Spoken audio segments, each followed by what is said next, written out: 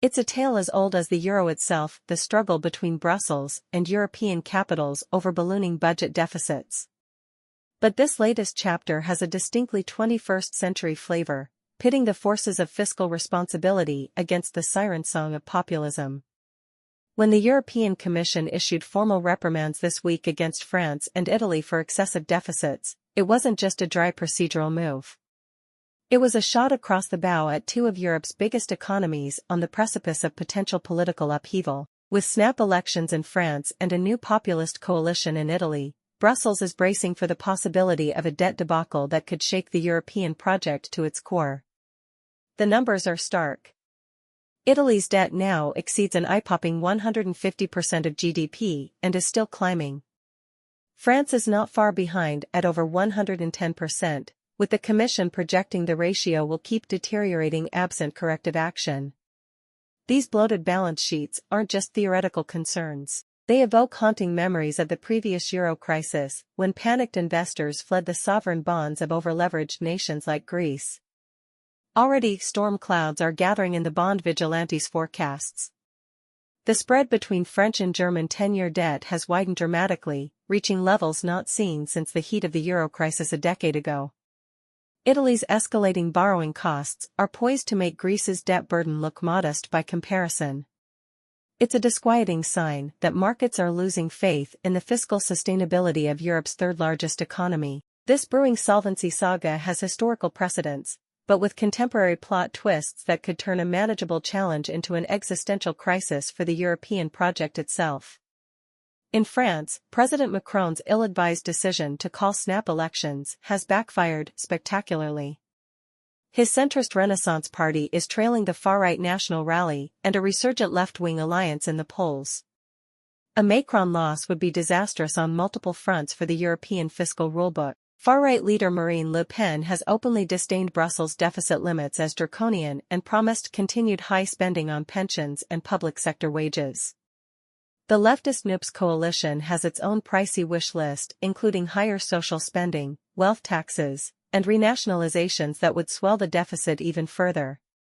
So even as the Commission attempts to corral France back towards fiscal rectitude, French voters seem poised to empower parties that would gladly kick over the chessboard and ignore the bloc's rules entirely. It sets up a high-stakes game of chicken between Paris and Brussels that could destabilize the entire European order.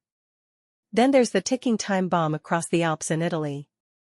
While Prime Minister Giorgia Meloni currently enjoys a strong governing coalition, appeasing Brussels would likely mean abandoning cherished campaign promises like a major tax cut on wages. That risks fracturing her alliance with the hardline League Party's Matteo Salvini, who was already balking at the German-imposed deficit restrictions even before taking power. For Meloni, confronting Italy's staggering debt load is inescapable. The super-bonus spending blowout and lingering pandemic costs have left Italy drowning in red ink. The EU has nominally granted the new government mercy, for now. But absent a credible, painful consolidation plan, the bond market wolves could soon turn on Italy's shaky finances. The last thing Europe needs is a rerun of the Greek debt drama, but this time with an economy over 10 times larger. At its core, this defiant deficit dance gets at the tension between the EU's textbook economic philosophy and the gravitational pull of populism sweeping across the continent. Brussels idealizes a German-inspired doctrine of free markets, sound money, and generational fairness through fiscal discipline.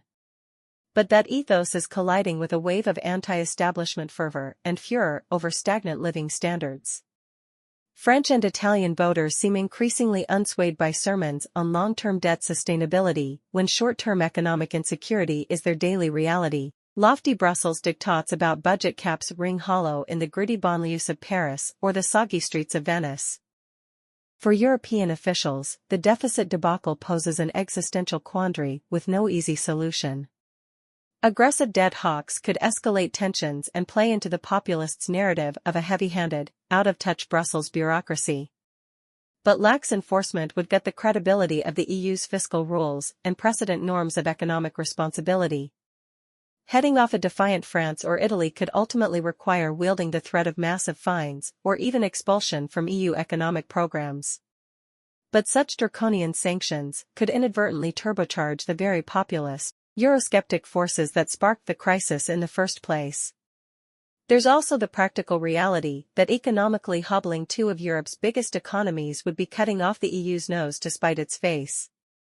Aggressive austerity in the region's powerhouse twin engines would inevitably spill over into a synchronized slump, dragging down the entire continent.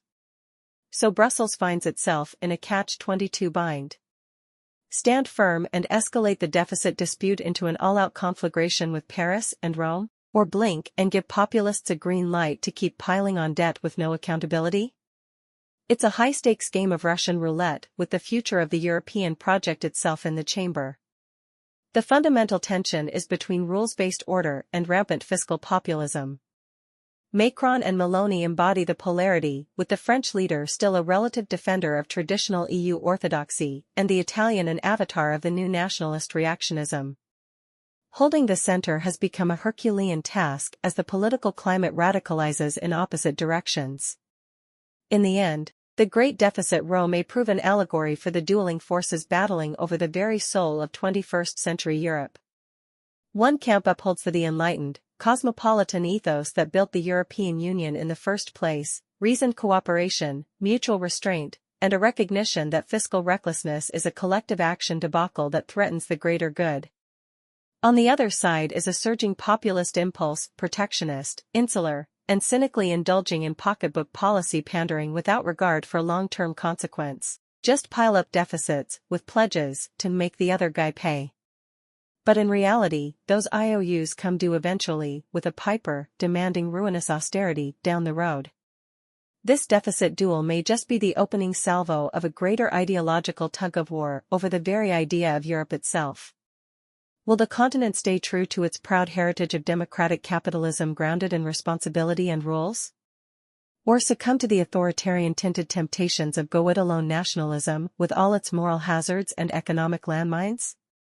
For Europeans, the deficits confronting France and Italy are more than just line items. They're existential burdens weighing on the future of the grand European democratic experiment. The very viability of the whole endeavor could turn on whether Brussels and EU capitals find the courage and credibility to enforce fiscal discipline or let an unraveling begin.